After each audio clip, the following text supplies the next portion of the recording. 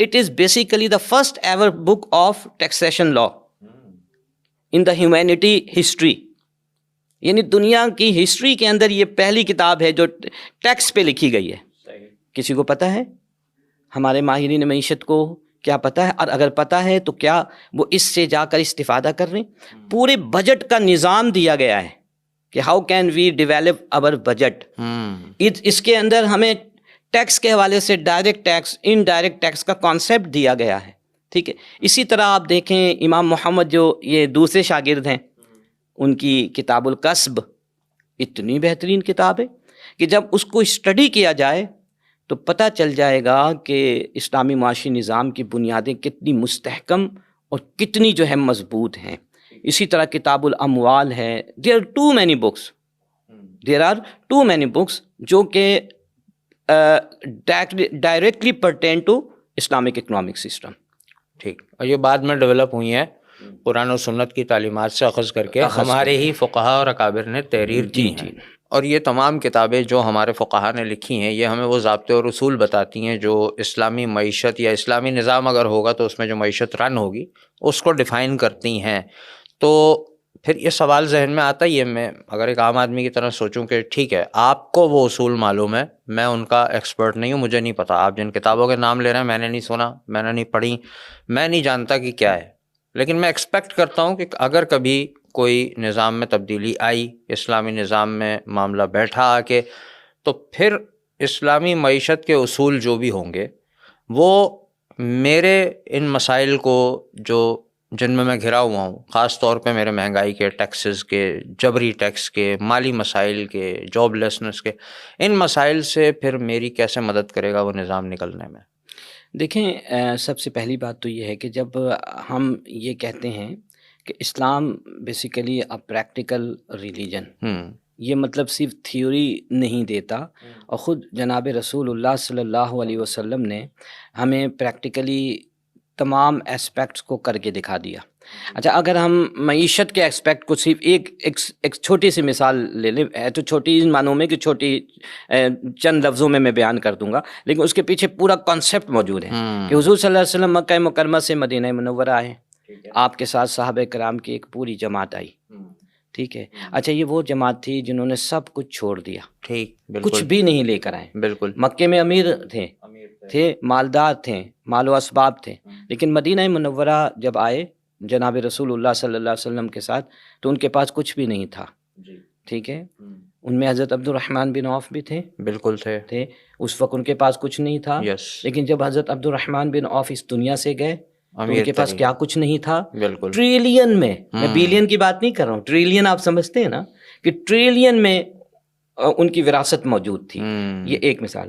رسول اللہ صلی اللہ علیہ وسلم نے مواخات قائم کیا. مواخات قائم کرنے کا جو سب سے مین آبجیکٹو تھا وہ یہ تھا کہ اکنامکلی جو ہے مکی صحابہ کو سپورٹ کیا جائے. ٹھیک ہے. تو بنیادی طور پہ ہمیں ایک چیز نظر آ گئی کہ اسلامی معیشت کے اندر جو تعاون ہے، تراحم ہے. ٹھیک ہے. تعاون کیا؟ ایک دوسرے کے ساتھ ایک دوسرے کے معاون بن جاؤ. ٹھیک ہے. تراحم کیا ہے؟ کہ ایک دوسرے کا دل کے اندر رحم ہو، سمپتھی ہو. جب یہ دو چیزیں آ جائیں گی معاشرے کے اندر تو ہمارے آدھے سے زیادہ، بلکہ آپ سمجھیں کہ بہت بڑا جو مسئلہ ہے معاشی وہ خود بخود حل ہو جائے گا. یہ چیزیں ڈائریکٹلی ریلیٹ کرتی ہیں معیشت سے. یعنی ایک جو کانسیپٹ ہے کہ جب ہم پڑھتے ہیں آج کی پریویلنگ کیپٹلسٹ اکانومی یا کامرس کی تعلیم میں جو کچھ ظاہر پڑھایا جا رہا ہے وہ یہی سب ہے، تو وہاں بزنس کا پورا جو مقصد ہے وہ ایک لفظ میں سمٹ آتا ہے: پروفٹ. آپ کو منافع کمانا ہے. پھر ایتھکس بعد میں چلی جاتی ہیں. تو آپ یہ کہہ رہے ہیں کہ ہمارے یہاں moral values is first. Moral values سے ہی سب چیز کا آغاز ہوگا. آپ دیکھیں ایک قرآن مجید کا ایک اسلوب میں آپ کو بتاتا ہوں. ہم یہ بہت زیادہ بولتے ہیں کہ جب اللہ تعالیٰ نماز کا حکم دیتا ہے تو 32 ٹائمز، ٹھیک ہے، جہاں اللہ تعالیٰ نے نماز کا حکم دیا وہاں پہ زکوٰۃ کا حکم. آپ دیکھیں تو صحیح کہ نماز بیسیکلی ایک عبادت کا نام ہے، اور عبادت کیا ہے؟ مین ٹو اللہ ریلیشن شپ، اللہ کا اور اس کے بندے کا ایک تعلق. زکوٰۃ جو ہے اس کا تعلق ڈائریکٹلی جو ہے مال سے ہے، دولت سے ہے. معیشت آ گئی. اس کا مطلب یہ ہوا کہ جہاں پر آپ نماز کی بات کرتے ہیں، نماز کیا ہے؟ نماز کے اندر جب آپ جاتے ہیں، ہماری میجورٹی تو نماز نہیں پڑھ رہی نا، اس وجہ سے یہ سمپیتھی اور یہ تعاون ہمارے اندر پیدا نہیں ہو رہا. جب آپ نماز پڑھتے ہیں، نماز میں آپ کیا کرتے ہیں؟ پوری نماز پہ آپ غور کریں، آپ اللہ کی صفات عالیہ بیان کرتے ہیں. بالکل، کہیں رحمان، کہیں رحیم، ہے نا، کہیں عظیم، کہیں اعلیٰ. جب یہ سب چیزیں آپ بار بار دہراتے ہیں نا، تو اس کا ریفلیکشن آپ کے دل و دماغ پہ پڑتا ہے. پھر آپ کے اندر بھی رحمت کی صفت پیدا ہوتی ہے. پھر رحمت کی صفت کو جب آپ پیدا ہوتی ہے تو آپ نکالنا چاہتے ہیں، تو اللہ نے زکوٰۃ کا نظام دے دیا. میری بات آپ سمجھ ہیں نا؟ اچھا، اب دوسری طرف آپ نے پروفٹ کی بات کی، تو پروفٹ یہ نہیں کہ شریعہ میں منع کیا گیا ہے، ظاہر ہے، لیکن وہی والی بات جو جب تک ہم پروفٹ کو بھی موٹیو بھی بنانے سے پہلے جب تک ہم اپنے اندر رحم کی صفت کو پیدا نہیں کریں گے وہ نہیں ہوگا. اب آپ دیکھیں ہمارے معاشرے میں غربت بہت پھیلی ہوئی آج کل. میں کل جب اسٹڈی کر رہا تھا تو حضرت علی رضی اللہ تعالیٰ عنہ کا ایک قول جو ہے تاریخ طبری میں یہ موجود ہے. میں نے جب اسے پڑھا تو میں نے کہا انہوں نے تو بات ہی تمام کر دی. معاشی مسئلے کی وجہ وہ بھی بیان کر دی اور معاشی مسئلے سے نکلنے کا طریقہ کار وہ بھی بیان کر دیا. آپ نے فرمایا کہ دیکھو اللہ تعالیٰ نے، اللہ رب العزت نے امراء پر جو فائنینشیل آبلیگیشنز لگائی ہیں، جیسے زکوٰۃ ہے، صدقات کی جو واجبہ کی مختلف صورتیں ہیں جو لگائی ہیں، وہ اس ریشیو سے لگائی ہیں کہ اگر یہ لوگ ایگزیکٹ ان تمام آبلیگیشنز کو پورا کریں گے تو سوسائٹی کی نیڈ پوری ہو جائے گی. یعنی غریبوں کا معاملہ نمٹ جائے گا. یعنی 2.5% از اینف فار دا پور پرسنس، ڈیزرونگ پرسن. کیونکہ اللہ اس کے رسول نے یہ مقرر کیا نا 2.5%، تو اٹس مین کہ اٹ از اینف. ٹھیک ہے نا، to eliminate the poverty of the society. یعنی سوسائٹی سے پاورٹی کو ختم کرنے کے لیے 2.5% حضرت علی کے اس تجزیے کے مطابق کافی ہے. اب اگر اس کے باوجود سوسائٹی میں آپ کو غربا مساکین نظر آ رہے، اس کا مطلب یہ ہے کہ امراء اپنی آبلیگیشن پوری نہیں کر رہے.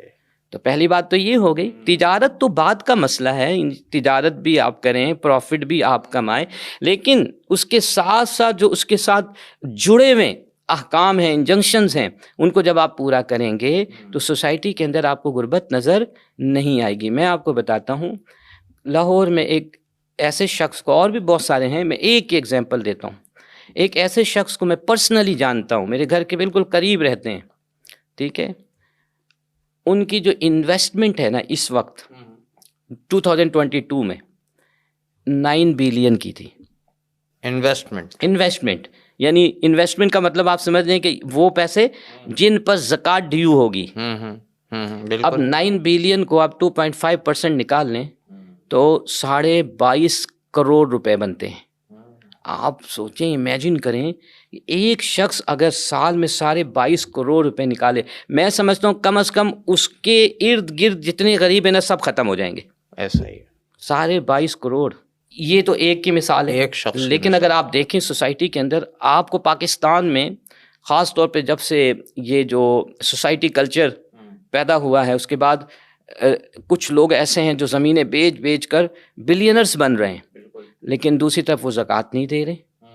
ان جو زکوٰۃ ایبل انکم ہے اس پر زکوٰۃ وہ نہیں دے رہے. تو حضرت اسی طرح دیکھیں، میں ابھی یہ سمجھتا ہوں کہ یہ گورنمنٹ کے لیے بھی ایک فارمولہ ہے، لیکن اس میں کیا ہوگا، اس میں ڈائریکٹ کام کرنا پڑے گا. ٹھیک ہے، ہماری گورنمنٹ یہ چاہتی ہے ٹیکس کے ذریعے سے پیسہ ان کی جیب میں آئے، پھر وہاں سے جو بھی بچ کھچ کے تھوڑے بہت لگے، باقی کہاں جائے اللہ بہتر جانتا ہے، وہ جانتے ہیں. ٹھیک ہے، حضرت عمر فاروق رضی اللہ عنہ کا ایک قول جس کا یہ خلاصہ یہ ہے کہ انہوں نے کہا کہ ایک قحط سالی تھی، کہا کہ اگر قحط سالی نہیں ختم ہوتی تو میں نے سوچ لیا تھا کہ ہر امیر شخص